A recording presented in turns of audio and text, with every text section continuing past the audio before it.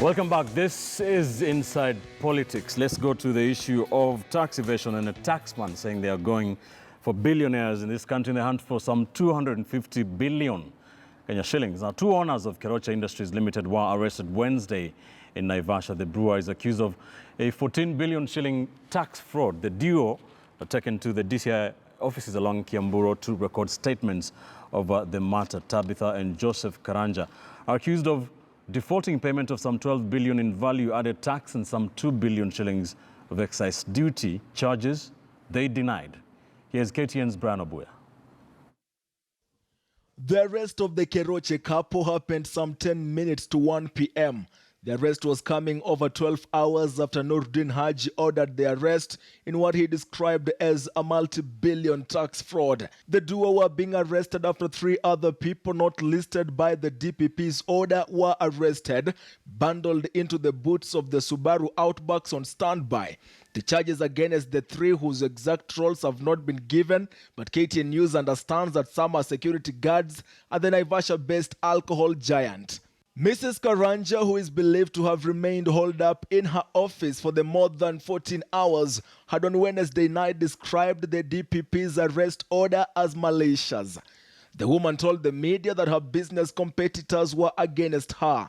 Tabitha said that the brewer had not been investigated on whatever ground since inception.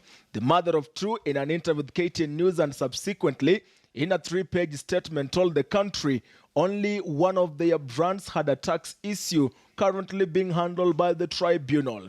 Joseph Karanja's wife wrote that the order of her arrest took her by surprise, insisting she only learnt about it through social media. The CEO described the DPP as not acting in good faith, wondering how and why the former spy chief was prosecuting a matter that is still under determination. She says the action undermines an institution obligated to handle such matters. The public prosecutor has ordered that the duo be charged with up to 10 counts of tax fraud, which Haji's offices has told the country were committed between January 2015 and June 2019. Haji says he is satisfied that there is sufficient evidence and that it is in the public interest to charge the suspects. Previous to Thursday, the Naivasha-based brewer has engaged in long-running battles with the taxman over some 1.3 billion backdated tax bills, which saw a shutdown order issued against the brewer. But the Karanjas obtained a court order stopping the closure. In 2015, the giant alcohol brewer was shut down for a couple of days for alleged non-compliance on taxation. The KRA demanded a backdated duty of about 1 billion for the ready-to-drink Vienna Ice vodka, a matter before the tax tribunal, and 1 week the Karanjas appear to expressly admit and further deny each and every part of the DPP's accusations.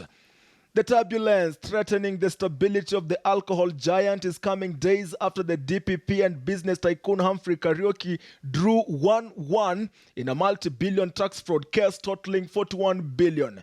This alleged evasion is surfacing weeks after KRA failed to meet its tax collection target for the 2018-2019 year. For now, the belts and machines continue to run back in Naivasha. Here in Nairobi, the owners will sleep in police custody awaiting to be arraigned in under 24 hours. Brian Obuya, KTN News.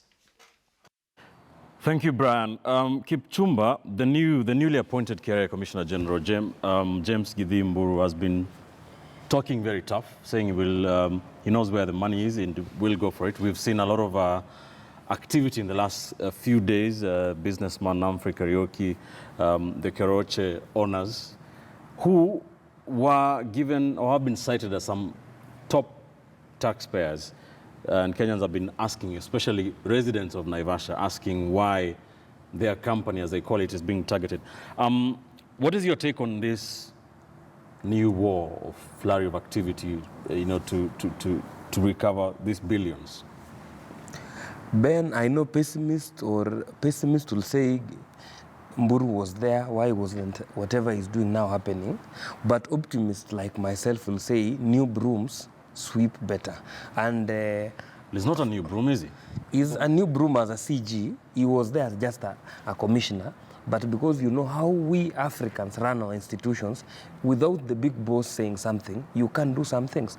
But what the hope we are giving Kenyans and the people who pay tax, the small taxpayers at the lower tier, is that the shock therapy will help the big boys start paying taxes. I support the initiative by the new Commissioner General to the extent that at least it makes people believe that the small people who pay taxes, the ones who buy sugar, who buy kerosene and all those things, are not on their own. Because for a long time, Ben, we have had a segment of the population, first as we approach the apex of the economic community, most of the people there, because of how technical and how good accountants we have who aid in tax avoidance, they have been able to avoid tax for a long time. But this is a welcome call so that at least we can see there is something happening. But the question that I will ask after that is this. When you take such a case to the DPP, we have internal litigation, tax litigation processes. Have they been concluded? Because you don't want to take to court a case which is still under the tribunal. It brings other many questions about even your belief in the tribunal and how effective the tribunal is. But going forward, the other question we must ask ourselves, we have been here and we have seen how the DPP has acted while arraigning people to court or charging people. The acres of pages of the newspapers detailing each and everything has just been enormous. But in this tax case, we just saw a communique. From there, we have not seen anything. When I tell people that Ben Kitili has evaded 14 billion of tax, I need to come up with all the supportive mathematics so that when I talk, the public can understand what do we mean when we say somebody has avoided 14 billion.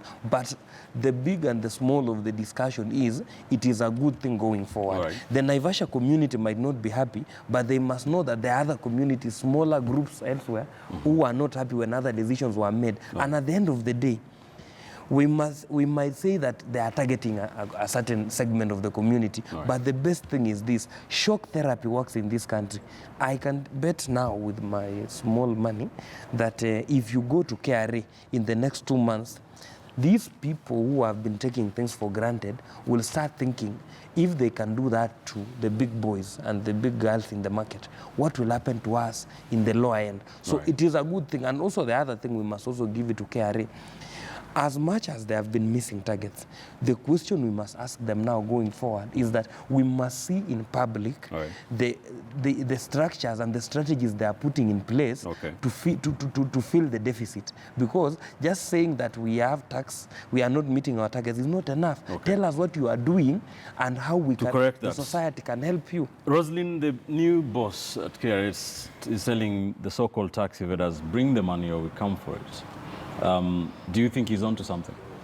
I think he's on to something, yes and no, because remember, the Commissioner General is not new as a taxman. He was a commissioner for intelligence. And I think he's the one who was helping this institution to know where the tax frauders are. So the fact that now he's telling us that there is 250 billion somewhere and he's telling these people to pay, raises a lot of concerns, because remember, Keroche was one of the industries that have been being awarded as being tax compliant. So the question is, does it mean that the former regime was actually hiding these people and aiding them to rob Kenyans? Because if now he has just come in and we are seeing so many people here being exposed, remember Hamri Kariuki, they even said that he was given an opportunity to negotiate with KRA and he failed to do so, and that is why now the DPP ordered his arrest. So the question comes out that, is this war, like what Tabitha Karanja was saying, it's proxy war, she's being targeted, or is it really that people have actually been avoiding taxes? And if that is the case and is actually exposing them, then I think we are in the right route, because remember, KRA has not been meeting its target for quite some time. And that is why you saw the president was actually forced to push for budget cuts in the last budget. And we were also not able to meet the tax obligation that we had signed with the IMF. So if indeed this is the path that we are leading and we are going to see more big shots being targeted, then I think he's on the right path. All right. Mark, are the richest Kenyans abdicating their tax obligations? Ben, let's look at the world as an example. If you just type in American celebrities who have avoided tax, you'll find about 17 of them. The most popular Kenyans would know is the Blade actor Wesley Snipes, who was convicted in 2008 for avoiding millions of dollars worth of tax in 1999 and 2001. All right. So 2002 he was fine, 2003 he was fine. The IRS only caught up with him many years later.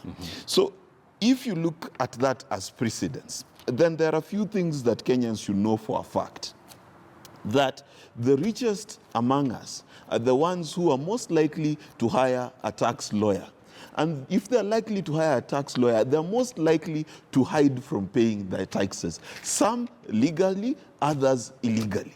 Now, if the country has gotten to a point where we are taking the Wesley Snipes of our day and taking them to have their day in court, then the country is doing the right thing. If today, after his years in intelligence, the good sir at KRA has decided that this country does not need to borrow anymore because the people who are earning billions are not paying tax, then I am completely on his side. Because as a country, we must be very clear. Keroche, as an industry, is not being shut down. All right. How it is being run is being changed. And that's a critical thing to differentiate. This has nothing to do with the people of Naivasha. It has nothing to do with the jobs there. Because the truth of the matter is the guys who tonight after the bars are open will go and they'll find Summit Lager and Vienna and all those things will be on the shelf. This is about how many kilometers of road between here and your grandmother's house have not been built because allegedly Tabitha did not pay her taxes. That is the question you must ask yourself. When you go to the hospital and there is no medication, you must ask yourself, is it because Humphrey Kariuki did not pay the billions that is missing? That is how Kenyans should look at it. Right. Thirdly, this idea that someone is being victimized because they are being asked to account for their taxes is nonsense. Because taxes is the one crime across the world which you can explain using 3-4 pages worth of documents. In other words, just show how many bottle tops did you print, okay? And out of those bottle tops, how much tax did you pay per bottle top? It's very easy to explain. You know, and for them to say that you're being victimized to answer questions is unfair. Because, let me finish, Kipchumba. When you go to get a certificate of good conduct, okay, yes, don't they check your background? Don't they check to see how you're doing? So if every Kenyan is subjected to checks, okay, and you were put on a check and the DPP and KRA decided that you've been found wanting and took you before a judicial process to ensure that justice is done, there is no witch hunting there. Witch hunting, you would have told me witch hunting if we found Korecho bottles were destroyed all across this country. In the 90s, this used to happen. If you worked in marketing long enough, you know that certain companies that are foreign owned used to buy other people's stock so that you could never sell your beer in this town. Right. That is competition, that is being hunted. But if you yourself failed to pay taxes and you're being arrested, no one is against you, Tabitha and Humphrey and everybody else. Just go to court, show your innocence or show your guilt. Kenya will be the better for it. All right. Dismas, just hold on. Let me get Dismas's thought on this. The new CG sounds very confident of delivering. Is this an indictment on the former regime, do you think? And is it a good thing for Kenyans? Well, in my view, it's a good thing. And maybe we need to begin first that when you go to nursery school, you are told that two things you can't avoid in life is paying taxes and death. Now, when you come to the corporate level in Kenya, or even the general body politic in Kenya, there are three things which we should be focusing on. Number one, there is a tax avoidance, then there is tax evasion, and there's tax looting. Now, when Haji took office, he decided to zoom into guys who had been stealing taxes. That's when you hear about Rochich and the dams and everything. And he was doing a pretty good job. And all of a sudden, people said, wait a minute, Haji is attacking a certain political class. He wants to achieve 2022 objectives. And you know, he wants to be sure that the taxes collected are put into good use. So he's on that path and he's making very good progress. Now there's a new Commissioner General at KRA who has said that I've got many taxpayers who, for some reason, do not want to pay tax. They're engaging in tax evasion. And you know, we were told that, somebody said in the newspapers that nobody contacted Keroche about this obligation. But the ODPP has released documents saying there were several meetings. In fact, according to the documents, that in one of the meetings, that taxpayer decided to flip the bird on KRA officials. Yeah. So if you're a Kenyan and you've been engaged in tax evasion, you need to go back and review your books. And as Mburu has indicated, go back and say, I have this obligation. And I'd like to state that there's nothing wrong with the tax avoidance, because again, that's another aspect. The National Assembly creates the law, but if you get some bright tax lawyers, tax accountants, they can play around the law so that you avoid paying. Is that what has happened with the companies like Sportpesa? Because they have been implicated in this, but they're saying they have court orders. No, there are two levels. There are for tax avoidance, it's a legal issue and everything is done within the law. Right. What those bright tax accountants and tax lawyers do, they identify a gap, they identify a loophole, and take advantage. For instance, if you're running your own company and you want to go on vacation, you can take the entire board on vacation and claim that's a business expense. So you know that's very good tax avoidance.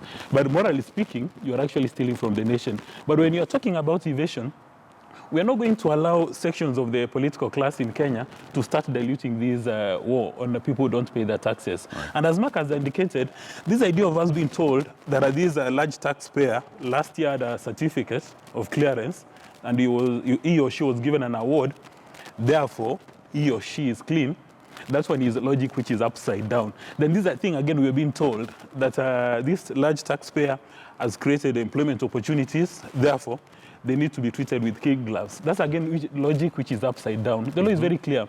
If you've got a tax obligation, go and pay it.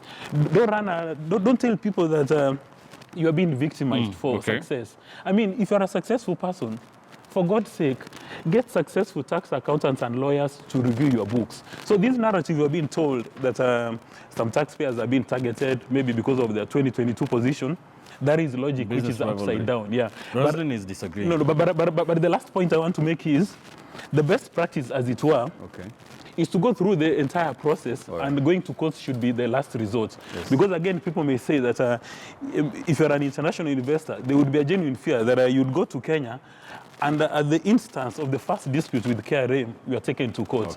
So even now, Mr. Muthaura and Mburu, they need to be sure that you exhaust the lay down procedures and you only go to court as the last resort. But for the case of Thabita, we are told by the ODPP that she was invited for meetings, she shows up for a meeting, even threatens people.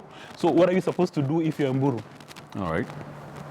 Kipchumba, then I come to Roslyn. I think one, to just address the point that was expressed by the church. One, tax evasion is something that happens on a daily basis. In 2017, everybody knows Lionel Messi.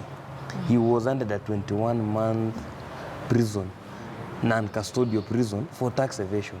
In the same year, Cristiano Ronaldo was fined $21 million for the same offense. So I think what Are you justifying tax evasion?